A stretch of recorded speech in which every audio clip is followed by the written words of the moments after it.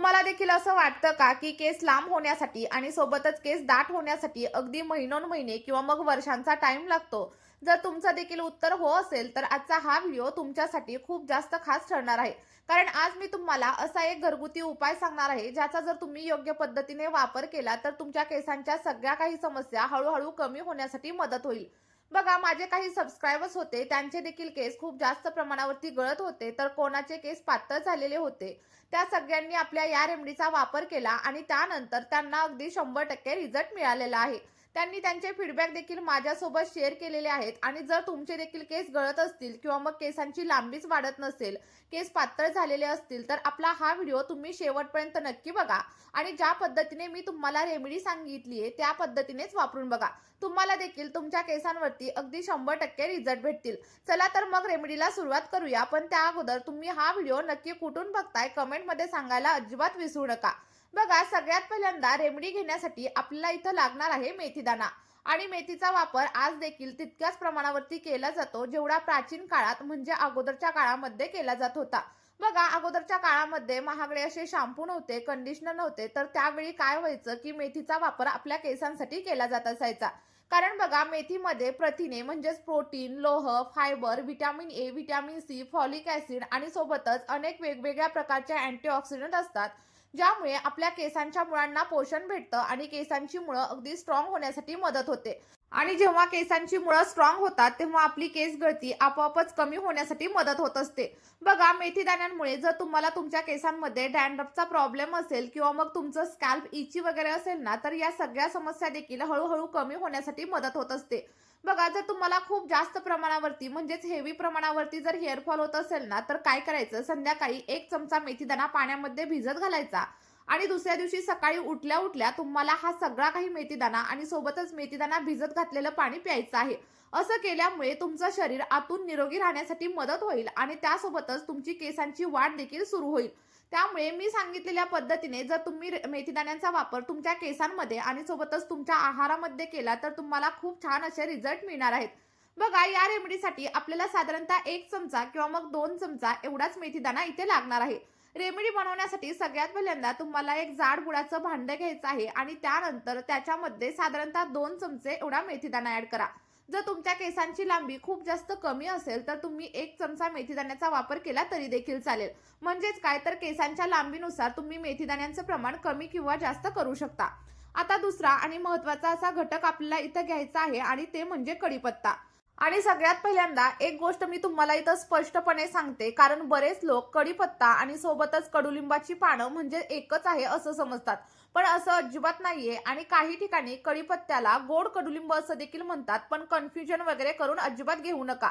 कडुलिंब काहीसा वेगळा असतो आणि कढीपत्ता हा आपण खाण्यामध्ये किंवा मग मसाल्यामध्ये वापरत असतो. त्यामुळे लक्षात ठेवा, कढीपत्ता हा वेगळा असतो आणि कडुलिंबाची पानं ही वेगळी असतात. आणि कढीपत्त्यामध्ये असे काही पोषक घटक असतात, सोबतच अँटीऑक्सिडंट असतात, ज्यामुळे जर तुम्हाला काली केस पांढरे होण्याची समस्या वगैरे असेल ना, तर त्या सगळ्या समस्या कमी होण्यासाठी मदत होते. त्यासोबतच केसांची मुळं मजबूत होतात आणि केस तुटण्याचं प्रमाण देखील कमी होण्यासाठी मदत होत असते. साधारणतः 1 मूठभर किंवा मग 15 ते 20 एवढी कढीपत्त्याची पानं आपल्याला इथं वापरायची आहेत. आणि जर का तुमच्याकडे फ्रेश अशी कढीपत्त्याची पानं अवेलेबल नसतील, तर त्याऐवजी तुम्ही कढीपत्त्याच्या पावडरचा वापर केला तरी देखील चालेल. या रेमेडीमध्ये ज्या काही वस्तू आपण वापरणार आहोत, त्या सगळ्या वस्तूंच्या लिंक मी तुम्हाला डिस्क्रिप्शन बॉक्समध्ये देणार आहे. तुम्ही तिथून देखील सगळ्या गोष्टी परचेस करू शकता. आता बघा, तिसरा आणि सगळ्यात असा महत्त्वाचा घटक आपल्याला इथं घ्यायचा आहे आणि तो म्हणजे कांदा. जर तुम्हाला शक्य असेल, तर लहान आकाराचा आणि देशी कांदा घेण्याचा तुम्ही प्रयत्न करा, कारण या कांद्यामध्ये सल्फरचं प्रमाण खूप जास्त असतं. पण जर तुम्हाला देशी कांदा भेटलाच नाही, तर तुम्ही साध्या कांद्याचा वापर देखील नक्कीच करू शकता. कांद्यामध्ये नैसर्गिक सल्फर आणि सोबतच अँटीऑक्सिडंट असतात, जे आपल्या केसांच्या मुळांना पोषण देतात आणि त्यासोबतच आपल्या टाळूची निगा राखण्यासाठी देखील मदत करत असतात. बघा, आजकालच्या काळामध्ये ताणतणाव, प्रदूषण, चुकीचा आहार आणि हार्मोनल चेंजेसमुळे आपली केस गळती खूप जास्त प्रमाणावरती वाढलेली आहे. आणि जर तुम्हाला या सगळ्या समस्या कमी करायच्या असतील, तर नैसर्गिक उपायांचा वापर नक्की करा. कारण जर केमिकल असलेल्या प्रोडक्टचा वापर आपण केसांवरती केला, तर तात्पुरत्या स्वरूपामध्ये आपल्याला रिझल्ट भेटतो, पण त्यानंतर आणखी जास्त प्रमाणावरती हेअरफॉल आपला सुरू होत असतो. त्यामुळे लक्षात ठेवा, नैसर्गिक रेमेडींचा वापर करा. रिझल्ट थोडासा उशिरा भेटेल, पण जेव्हा पण तुम्हाला रिझल्ट भेटेल, तो मात्र कायमस्वरूपी असेल. बघा इथे मी साधारणतः अर्ध्या कांद्याचा वापर केलाय, पण जर तुम्हाला एक्स्ट्रीम लेवलचा हेअरफॉल होत असेल ना, तर तुम्हाला पूर्ण एका कांद्याचा वापर या रेमेडीसाठी करायचा आहे. आता कांदा घेतल्याच्या नंतर त्याला स्वच्छ करून घ्या आणि त्यानंतर छोट्या-छोट्या पीसेसमध्ये कट करून घ्या. जर तुम्हाला कट करून घ्यायचं नसेल, तर एखाद्या किसणीच्या सहाय्याने तुम्ही याला बारीक असं किसून देखील नक्कीच घेऊ शकता. आता सगळ्या काही गोष्टी आपण भांड्यामध्ये ॲड केलेल्या आहेत आणि यामध्ये आपण ज्या गोष्टी वापरलेल्या आहेत, त्या सगळ्या काही आपल्या केसांसाठी एखाद्या वरदानासारखं काम करतात. जर तुम्हाला विश्वास बसत नसेल, तर तुम्ही एकदा Googleवरती देखील सर्च करून बघू शकता, की याचे आपल्या केसांसाठी किती जास्त फायदे होत असतात. आता बघा सगळ्यात शेवटी आपल्याला साधारणतः अर्धा ग्लास किंवा मग 1 ग्लास फिल्टर केलेलं पाणी देखील याच्यामध्ये ॲड करायचे. जर तुमच्याकडे फिल्टर केलेलं पाणी अवेलेबल नसेल, तर तुम्ही पिण्यासाठी ज्या पाण्याचा वापर करता ते पाणी आपल्या या रेमेडीसाठी वापरलं तरी देखील चालेल. आता सगळ्या काही गोष्टी एकदा व्यवस्थित अशा मिक्स करून घ्या आणि त्यानंतर हे सगळं काही मिश्रण आपल्याला गॅसवरती ठेवायचं आहे. आणि लक्षात ठेवा मिश्रण गॅसवरती ठेवल्याच्या नंतर पहिल्यांदा गॅसची फ्लेम थोडीशी हाय ठेवा आणि जेव्हा पाणी तुमचं उकळायला सुरुवात होईल तेव्हा गॅसची फ्लेम मीडियम करा किंवा मग लो देखील नक्कीच करू शकता. आणि बघा जसं जसं आपलं मिश्रण उकळायला सुरुवात होईल तेव्हा त्याचा रंग हळूहळू चेंज होताना तुम्हाला दिसायला लागेल. म्हणजेच काय तर आपल्या सगळ्या गोष्टींमधील जे काही नैसर्गिक गुणधर्म आहेत ते पाण्यामध्ये हळूहळू मिसळायला सुरुवात होते. आता इथं तुम्हाला एकच प्रश्न पडलेला असेल की हे मिश्रण नक्की किती वेळासाठी बॉईल करायचं. तर बघा साधारणतः 10 ते 12 मिनिटांसाठी अगदी लो फ्लेमवरती तुम्ही सगळं काही मिश्रण बॉईल करू शकता. आणि आपलं सिरम रेडी झालंय हे कसं ओळखायचं. जर तुम्ही 1 ग्लास पाणी घेतलेलं असेल ना, तर ते अर्धा ग्लास होईपर्यंत व्यवस्थित बॉईल करून घ्या आणि त्यानंतर समजायचं की आपलं हे सिरम रेडी झाले. आणि सर्वात महत्त्वाची गोष्ट म्हणजे आपली ही रेमेडी पूर्णपणे नैसर्गिक आहे. आपण याच्यामध्ये कोणत्याही प्रकारच्या केमिकलचा किंवा मग कोणत्याही प्रकारच्या प्रिझर्व्हेटिव्हचा वापर अजिबात करणार नाहीये. त्यामुळे तुम्ही अगदी लहान मुलांसाठी देखील ही रेमेडी नक्कीच वापरू शकता. यामुळे तुम्हाला तुमच्या केसांवरती अप्रतिम असे बदल जाणवायला लागतील. आता बघा तुम्ही पाहत असाल की बऱ्याच मुलींचे किंवा मग बऱ्याच महिलांचे केस हे खूप जास्त दाट असतात आणि सोबतच लांब असतात. तर त्या महिला आणि त्या मुली त्यांच्या केसांची काळजी देखील तेवढ्याच प्रमाणावरती घेत असतात. जर तुम्हाला देखील तसेच लांब आणि दाट केस हवे असतील ना, तर एकच गोष्ट लक्षात ठेवायची, आठवड्यामधून कमीत कमी 2 तास आपल्या केसांसाठी नक्कीच द्या. आता बघा सगळं काही पाणी व्यवस्थित बॉईल करून झालेलं आहे आणि त्यानंतर मी गॅसची फ्लेम बंद केली आहे. आता जर तुम्हाला टाईम असेल तर तुम्ही हे सगळं काही पाणी थंड होण्यासाठी देखील ठेवून देऊ शकता किंवा मग माझ्याप्रमाणे तुम्ही गरम असताना गाळून घेतलं तरी देखील चालेल. पण इथं एक गोष्ट मात्र लक्षात ठेवायची, जेव्हा पण हे सिरम आपल्याला केसांवरती अप्लाय करायचंय तेव्हा पूर्णपणे थंड करायचं आणि त्यानंतरच केसांवरती अप्लाय करायचं. कारण जसं की मी तुम्हाला सांगते, गरम गोष्टींचा वापर केसांवरती कधीच करायचा नाही.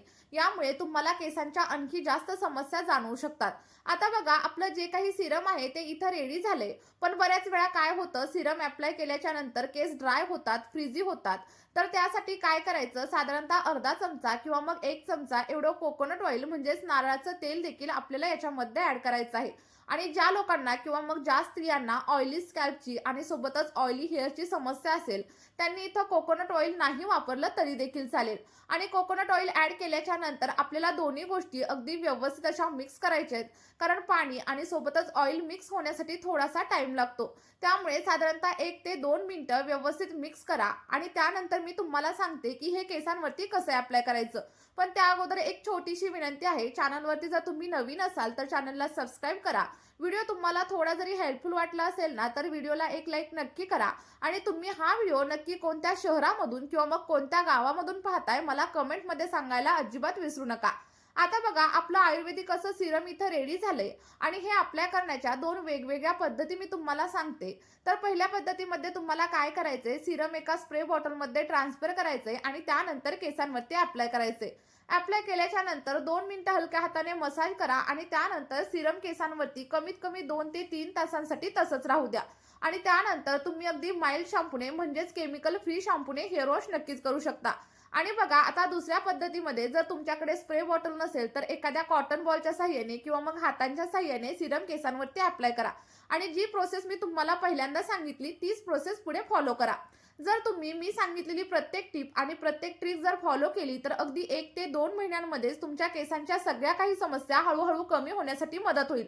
आठवड्यातून 2 वेळा सलग 2 महिने नक्की ट्राय करा आणि रिझल्ट कमेंटमध्ये शेअर करायला अजिबात विसरू नका. Bye bye.